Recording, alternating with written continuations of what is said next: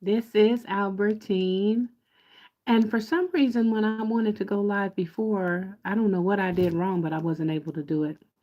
So I'm sitting here on the side of my bed and um, about to polish my nails. But since I do it myself and I don't use gel polish, it wouldn't be a good idea for me to do that because then I would have to turn my fan on and then you guys would hear that. And you're probably going to hear my washing machine in a few minutes when it starts spinning. I hope not. So, today I'm just going to start out just rambling. Um, Maybe not so much rambling. Um, I've been doing videos over the years and randomly here and there. Um, Maybe not so much random, but maybe just random. I don't know. But I wanted to be more consistent on YouTube because I feel like YouTube will be more, um, I think it's more stable. And I think that it's probably a little bit more cut and dry as far as monetization and stuff. I have some favorite YouTubers that I watch, and it seems to be um, a little bit more my speed of what I will know what I eventually want to do, and even the money that I want to make. So my name is Albertine, and I'm a self-published author. I have currently 7 completed books that are available on my stand store. I should be putting that in my description after I finish this live. I'm on my phone, so I don't have, I'm not going to be trying to do all that stuff. But there's 7 books, and they're currently all available in ebooks. I'm doing a soft edit on each one of them to bring uniformity to all of them, and then they'll be exactly what I want them to be. There's no mistakes in them right now. It's not like there's something wrong. It's not like there's misspelled words and things like that. And that's why I call it a soft edit, but I'm doing it for uniformity and for my brand to be recognizable. How I write and everything about my ebooks, it will look like Albertine. It'll look like one of her books, one of my books. So I can go through the books that I have written. The very first book I wrote is called The Parchments: Inspirational Poetry and Meditation to Uplift and Encourage You. The second book is, thanks for those who are coming in to watch. I'm talking about the books that I've written, kind of trying to kind of introducing myself because I want to get this YouTube um, channel up and running. I think it's going to give me more. Thank you for the like.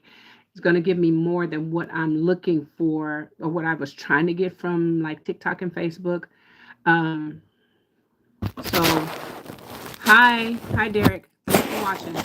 And this is my first time going live on YouTube. So thanks for encouraging me by popping in, you guys. So, and thanks for the like. And so my first book was, again, it's called um, The Parchments: Inspirational Poetry and Meditations to Uplift and Encourage You. And this is my first book. Thank you, Derek. Thank you. And whatever it is you're trying to do or whatever it is you're working on, you got that too. Um, um, it's a book of it's a book of inspirational poetry. A lot of the poetry is like prayers, come from exactly everything that I was walking through at the time. And I'll give you a little bit of backstory about the book too and how it started. But excuse me, I got a sniffle. But anyway, it's got poetry in it, and it has what I call meditation. So like the daily bread thing. Okay, it has some of those in it, and it's all faith based. That particular book, all the poems are faith based, and all of the meditations are faith based.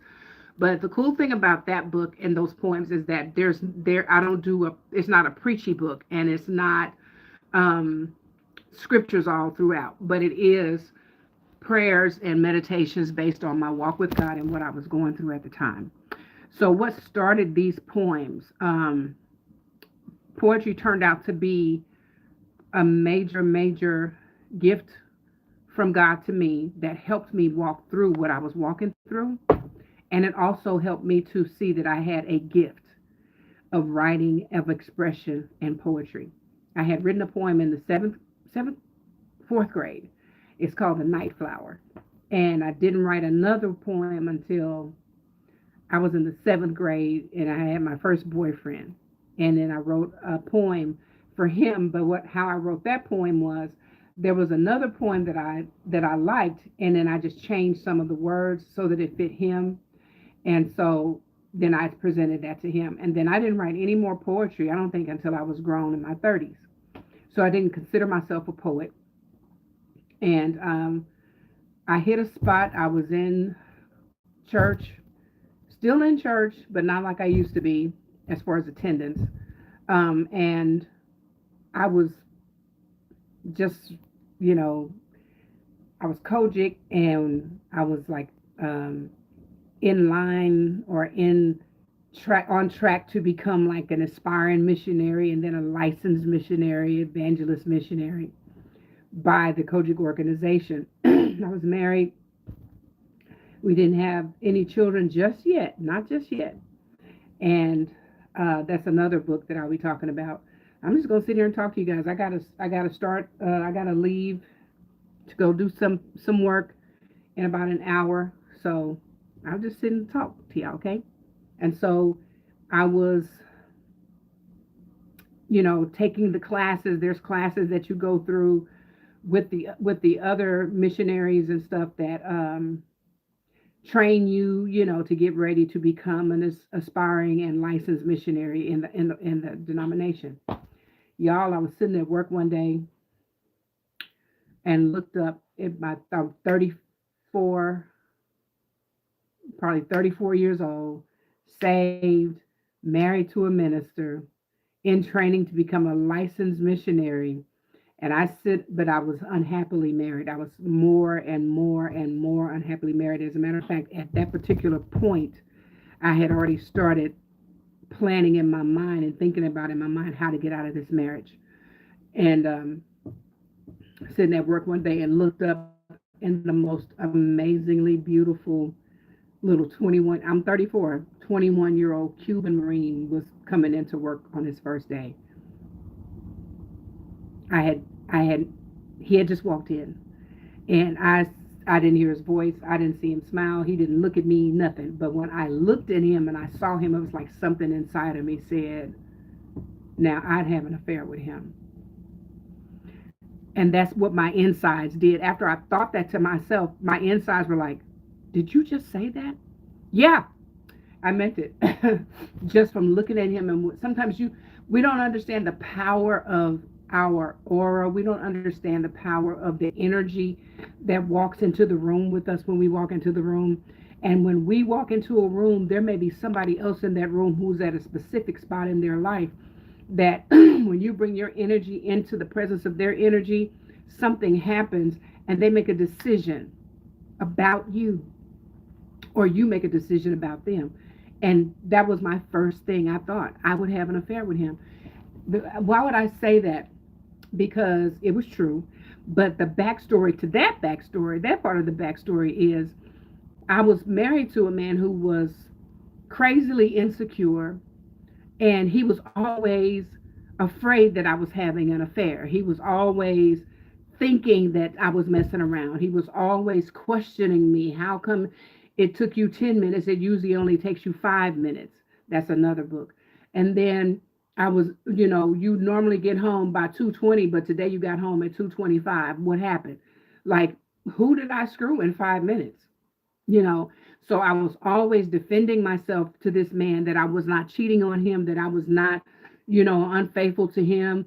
And so when I saw this young man, and it was like it was just from his skin to his feathery, soft, it wasn't curly or nothing extravagant about it. He was in the service, so he had the service haircut.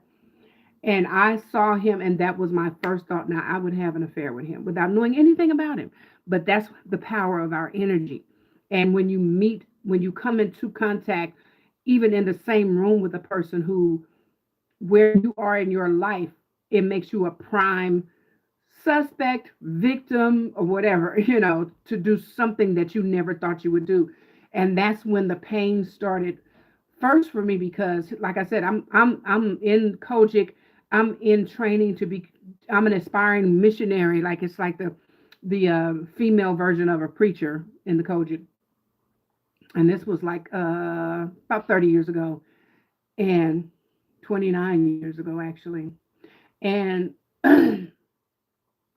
so I'm this good little church girl. I'm working in the ministry with my husband at the time. I'm teaching the YPWW on Sunday evenings. Sometimes I taught Sunday school. I was over the youth ministry choir, and my ex-husband was over he was the pastor of the youth ministry. And I looked up at a young man I had never seen before and said I'd have an affair with him. And so that started paining me because I didn't understand how I could say that, being who I was and what I believed and what my convictions were and what we were taught in church and the path that I was on to becoming a licensed missionary or whatever. And the pain was so much, I started to feel like God was exposing all of my secrets. I see now this is going to have to be more than one video. So this video is going to be about my first book and the backstory. And I just felt like, God, how could you expose me like this? I immediately started to feel exposed. We ended up working together. We ended up sitting right next to each other. We developed a nice friendship. We never crossed any lines, but he did know I had feelings for him because I had started writing poetry, and then sometimes I would let him read some of the poetry. He was a newlywed, basically, married, like I say, 21 years old at the time, married just over a year, I think. So I wouldn't dare have done anything that would have had a negative effect on his career. I wouldn't think about mine because I had already said I'd have an affair with him. But I did not, I was never going to do that. And he was never going to do that. He was never going to jeopardize his career in the military or his new marriage. So I was in turmoil, just really trying to understand why God would snatch the cover off me. This is what I was thinking, that God had snatched the cover off me and told the whole world my secrets. And every time I wrote another poem, I felt like I was exposing more of my nakedness to the world. But at the same time, I had to write the poetry. It was like it was bubbling over out of me. So this was that gift being birthed.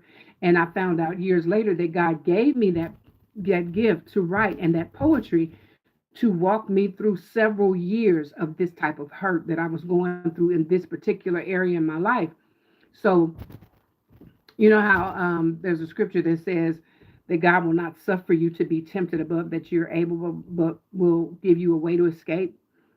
And it's like in this situation in my life, my poetry was my way of escape. It was my way through. I was able to express, oh my God, I was able to express what I was feeling. And then I started to see my gift as something so beautiful. The words I put together were so beautiful. They were so raw. They were so tender. They were so sensual. I wrote a poem, one of the poems that I wrote, but it was in the next book. But I wrote poems about how I felt. So the poems in the parchments, these were the poems that were more toward, my questions toward God, like how did you manage to do me like this. And I felt like God had exposed all my secrets to the world. And I was saying to God often, what did I do to you to make you feel like you had to hurt me this bad? Y'all, the pain was excruciating because I wasn't just dealing with the fact that I immediately started to develop that I immediately had an attraction to a man just from looking at him, that he was 17 years younger than me. And then I was a missionary in training in church, married to a minister. I was all the things that church ladies, are becoming, and I was in that line of doing all that stuff. And then when this happened, I felt like God had been holding a grudge against me. And he picked the perfect time to hurt me as bad as he could. And I would ask him, why didn't you just tell me what I did to you so that I could apologize, so I could fix it? Why did you hold a grudge against me and then hurt me in the way that you knew would be worse than anything? If you was mad at me, God, why didn't you just say something? If I had done something to offend you, why didn't you just tell me what I had done? You give me dreams. You speak to me. You deal with me. It's like you just held a grudge for only you would know how many years, and then you decided what would hurt me the most and exactly when it should happen, and then you hurt me instead of talking to me and giving me a chance to make it right. that was my that was my plea to God for at least a year. And in the meantime, I was continuing to write poems. I would just feel almost pregnant with words.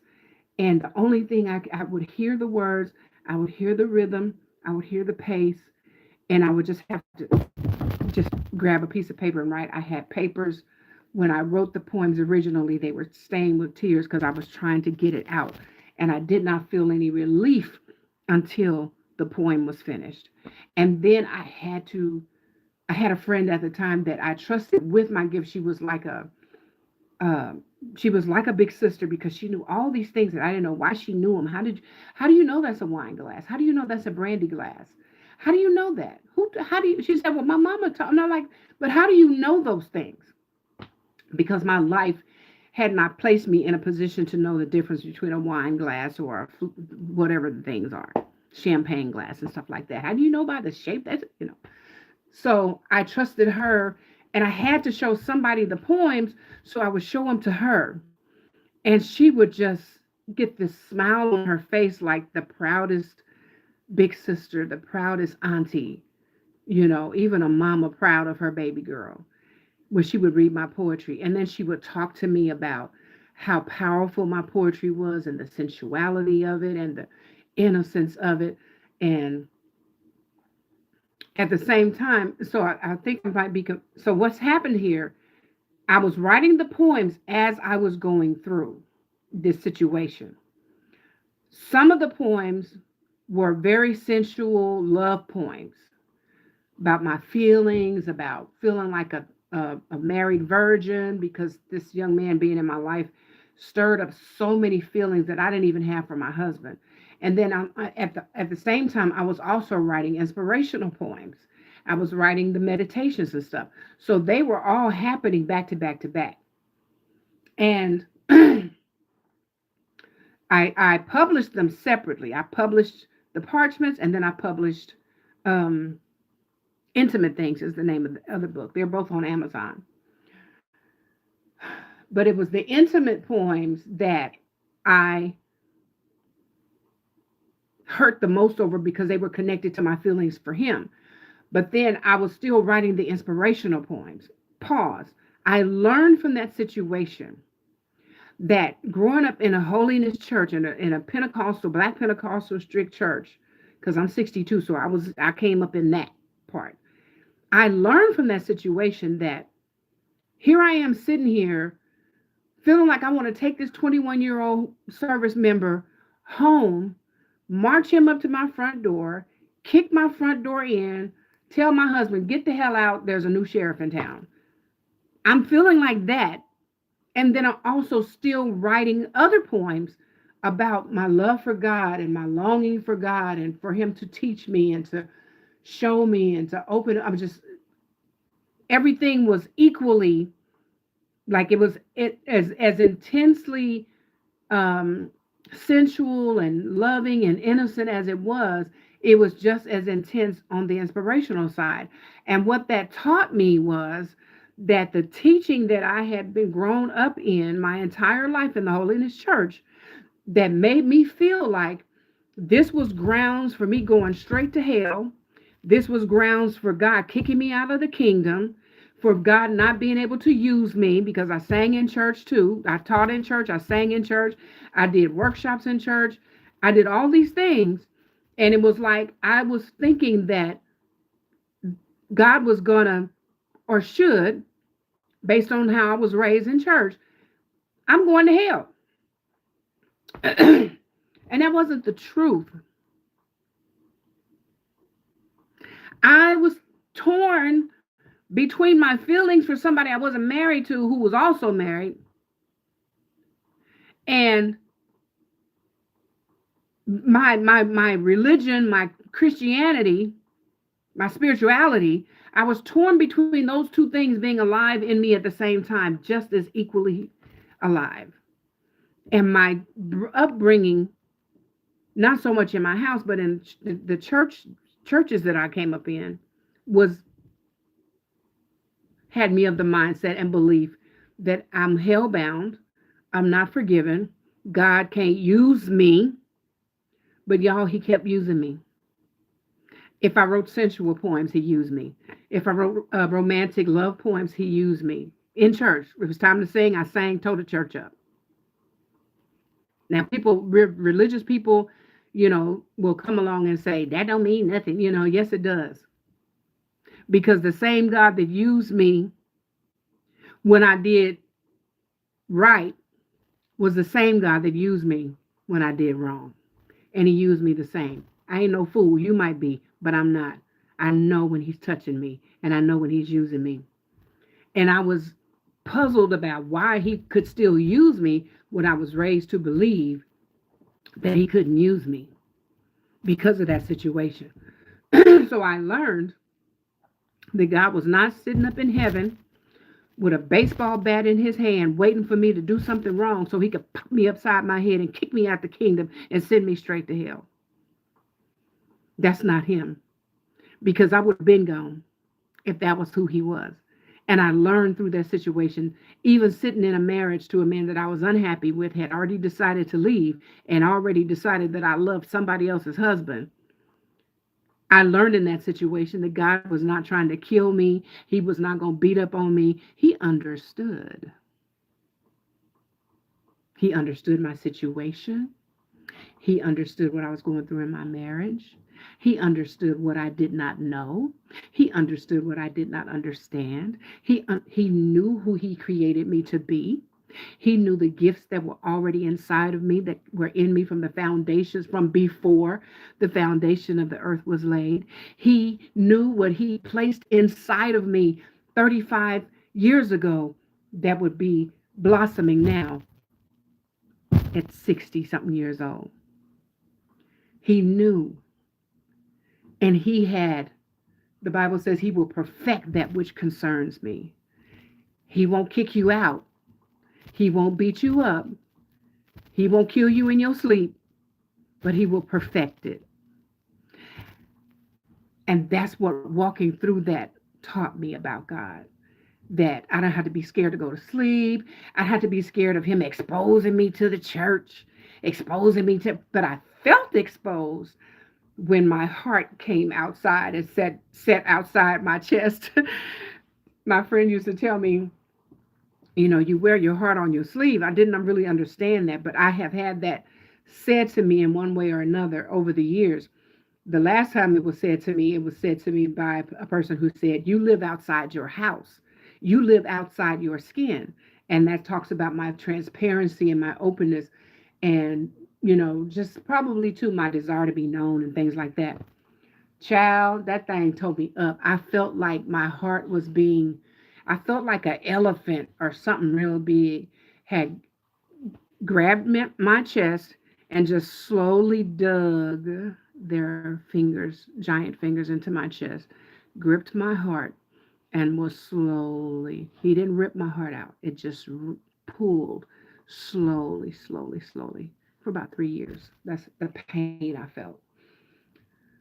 But God, the one who I was trained to believe couldn't use me, continued to use me. I continued to write. I discovered that I am a poet.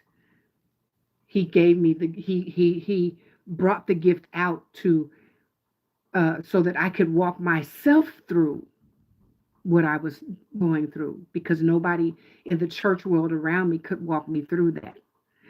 if somebody had come to me trying to help me through that, they would have killed me. Another video. So now that I'm going live, y'all, we finna we finna be tight, and we finna do some growing together.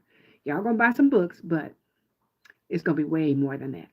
So I said it's gonna be about my first book. It is actually my first two books because the story it happened like this. So all the poems happened.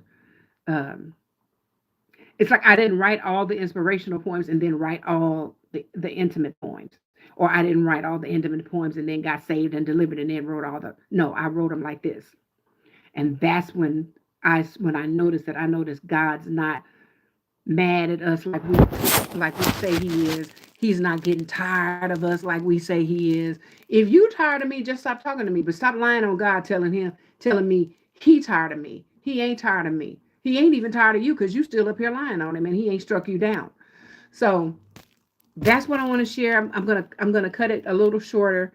Um, but for anybody who's watching now who didn't, my name is Albertine. I'm a writer. I have written seven.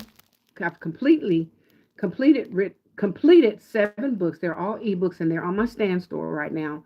And I'm going to put the link to my Stand store in the description of this video.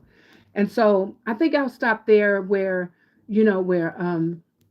God showed me when I was in my darkest time as a believer, a married young Christian woman trying to get pregnant, 12 years trying to get pregnant, and that ended up being a book. I discovered God's grace. I discovered that God is not as mad at us as we are taught in church that he's mad at us. I discovered that God is not sitting up there with something in his hand waiting to pop you upside your head and bust your head to the white meat every time you do something. I discovered that God's love never changes, never wavers. I discovered that God's ability to use me was there, whether I was doing something I should be doing or whether I was doing something I shouldn't be doing, even looking at another woman's husband and wishing he was mine. When it was time for me to lead a song in church, when it was time for me to preach a word, or when it was time for me to teach a class, to direct the youth choir, he was there using me. And the thing was, while I was in it, I wasn't just sitting in it saying, well, God loves me. I wasn't doing that. I was still seeking him for answers. There's a difference between people who um, just sit in what's not correct and just say, God's love me. There's a scripture that says, shall we continue in sin that grace may abound? And basically that question is saying, so you just gonna sit down and just be in this lifestyle just because God is graceful? God forbid. We don't do him like that. Your kids don't even do you don't appreciate when your children do you like that because they know you love them. And it's like, I love you, but you still got to be obedient. You still got to, I'm trying to make you a better person. I'm trying to grow you up into being, a good human being. So you can't just do any little crazy thing to come to your mind just because I love you. That ain't never going to change. I want you to grow up to be a productive member of society, right? So that's how our relationship with God has to be. And he showed me that what he has done for me, what Christ did for me, according to our faith, what all that he has given me, everything he's placed inside of me, it doesn't go away just because I did something I hadn't been doing. My heart was still toward him. King David in the Bible was a straight up hoe, according to today's standard. He had a lot of women, right? His son came along and had 300, how many ever wives, and then a whole bunch of other concubines. I wonder if he ever hunched all of them, because that's just a lot of na to be trying to digging around in. But God was not, I learned, he is not what church told me he was. He was not angry with me. He was not sick of me. He was not getting tired of me. He was not plotting. I learned eventually he was not plotting revenge against me. The pain I was feeling was necessary because there was something hidden inside of me that needed to come out. And part of it was my gift, but it was also part of mindset. It was an entire life that needed to unfold. And that was just really the major beginning of it. So thank you to I can't see. I don't, Derek. I don't know if that's still you watching, but somebody is still watching, and then somebody else gave me a like. I appreciate it because this is my first time going live, and so I hope that you subscribe to my channel now that I know I can go live because I've tried it several times before, and I haven't been able to go live. I don't know what I was doing wrong, but I hit the button today, and booyah, here we are. So, and I will become more mm, fluent, you know, in telling my stories and talking about things that I want to talk about. But my page is dedicated to the fact that I am a self-published author, and I will, and I'll go live. I won't do uploaded videos. I'll go live and I'll talk about each one of my books. So the books that I've talked about today are um, the Parchments, Inspirational Poetry and Meditations to Uplift and Encourage You. And the second book is Intimate Things, Poems of Love, About Love, and To Love. So that's what I'll do. I'll put the link to those two books under this video in the description because those two books are available on Amazon. Those are my very first two books that I self-published, and I've self-published them through a company called Pendium Publishing, and I'll put their link in the description box too. Okay, so that's what I'll do to keep from getting things too crossed up. And then as I go through and I'll talk about um, the other books that I've written and my experiences, I think I'm ready. Years and years ago, my pastor used to always say, um, "There's great," and he still says it sometimes, but he for years he said he was on it real heavy, almost like every time he preached, he would say, "There's greatness all in this room." And he would say, "Some of y'all gonna go all over the world. Some of y'all gonna minister to nations." He would say that all the time, and I would be saying, "Yeah, I'm gonna minister to nations," and I'm going saying what Pastor said. And then the Spirit spoke to me one day, and he said, you keep saying you're going to the nations, but you got a whole www out there, and you have a YouTube channel, and you're not using it. That's your worldwide. That's your going to the nations. This was like 20 years ago, right? So there was no TikTok for us. Facebook wasn't even hitting on nothing right there. I joined TikTok. I joined Facebook 2008. So Facebook was probably only a year old then. So this was a couple of years before that. And I would hear my pastor say, "Y'all going to the nations. This greatness all in this room. You wouldn't believe what God's going to be able to do with you. How far God going to take you." And I'd be sitting there saying, "Amen." I have a nephew who says some people be sitting in church for 20 years talking about I receive it, but they still broke because they don't do nothing. But anyway, and that's kind of was me. And so, but then the Holy Spirit said, "You got a whole www, you got a whole YouTube channel that you haven't," because I opened up the YouTube channel and I wasn't using it very much. And so, but I was still saying I'm going to the nations, and I felt like I was going to the nations, right? And the Holy Spirit said, "You ain't going to the nations if you got a whole YouTube channel. It's free. You got a whole YouTube channel and you're not even using it." He said that www, that's World Wide Web. That's your nations. And it still took me a long time to walk in obedience to it.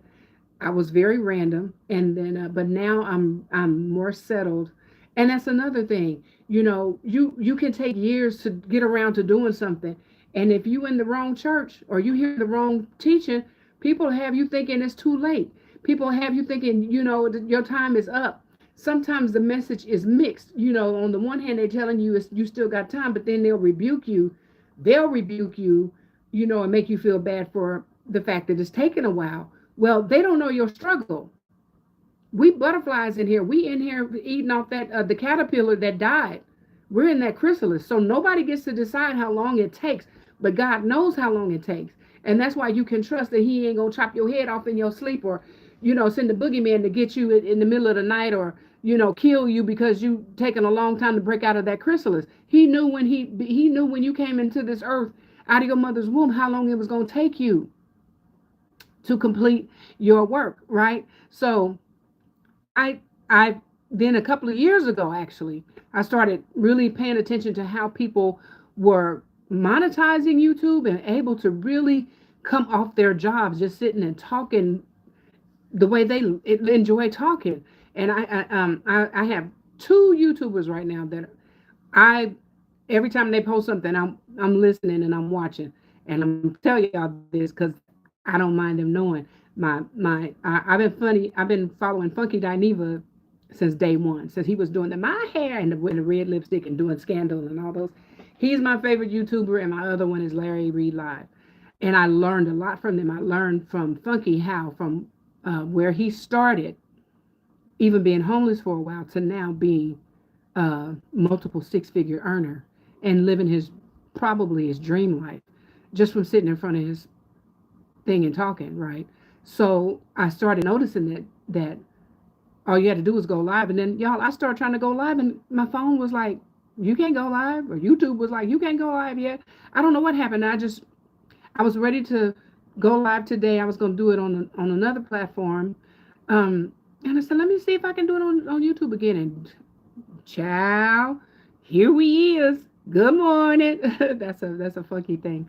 So I'll do all my lives over here on YouTube because I would rather build up over here because it's been here the longest, and I think it's a lot less red tape, and some of the other ones, and I'll use them. But if since I can go live on YouTube, hey y'all, so how you doing and all that other stuff. Hey now, that's what I normally say. But anyway, whatever. So I'm gonna put the link to my first two books. They are on Amazon. My full name is Albertine Williams. I'll put that in the. I'll put the links, okay? And you can order my books from in paperback. You can download on Kindle, um, and then I have to format them for just straight ebook. And when I get that done, they'll be on my stand store. So I'm glad for whoever that is watching right now. Hi, nice to meet you. And then whoever gave me them 2 likes, I appreciate you so much. You have made me, got me encouraged. And subscribe to my channel and peek around through some of my videos. I've uploaded several videos, and I really want you to start with the last one I did. That's a good word because that was once something that I needed to be reminded of, and it's like it put me back on track. So I'll be talking about things that I'm publishing and things that I'm learning as a self-published author because out writing, y'all, I can't afford to pay these people all this stuff they want. I'm gonna stick with Fiverr because I've been able to get book covers done on Fiverr, and I know it costs a little bit more than $5 now, but it's still cheaper, than what I'm seeing in other places. And I'm learning how to use AI to do artwork and stuff like that. And I ain't paying nobody no two, three, four, 500,000, no $1,000, 1,500, 800, and all this kind of stuff. 297 on sale from 500, all this kind of stuff that I've been seeing over the years for something that you just told ChatGPT what the right people are selling stuff. They don't even know what's in the book. They just told ChatGPT to write it, and it wrote it in a matter of seconds. And then they come out and charge people 500, 497, all this kind of stuff for it. I can't afford that. And so I have been doing things on my own, frustrated, crying, taking breaks, all the stuff. But I'm writing too many books to be paying, anything that I don't have to pay or that I don't need to pay. But my first 2 books are on Amazon. And thank you guys for watching. Whoever just came in the last minute or so, I'm wrapping up, but thanks for stopping in. Please subscribe to my channel, and let's build it up and let's build up together. Because the people that I admire on YouTube, um, it can be done. It can be done. So I'm just going to kind of follow their lead and how I admire them and how they handle themselves on YouTube. And I think I'm going to be just fine. So I'm going to get off here now because I got to go to work. And I will come back. I don't know if I'm going to come back later today. I probably can because I'll be, I probably can. So maybe then I'll have to start using YouTube for the little text, the post where I just say, hey, I'm going live in however many minutes. And then you can subscribe and then hit the button. And then whenever I go live, you'll get the notification anyway. So as far as I'm concerned, YouTube is it. I'm live now. I'm gonna keep using YouTube, and I'm excited about the fact that I can use it now. I can go live. I don't know what was going on. My name is Albertine, and my book publishing company is Destiny Shift Publishing. I'll tell you guys about that. Maybe I'll tell you about how Destiny Shift Publishing came about in my next video, since I'm introducing myself to you guys as a self-published author. 40 minutes just hit, so let me get out of here. Thanks for watching. Derek, if you're still here, thank you for that first couple of comments. If you was one of the likes, thank you so much. Subscribe, keep in touch with me. Let's make it happen. Let's go get it. Bye. Oops. Bye. Okay, bye.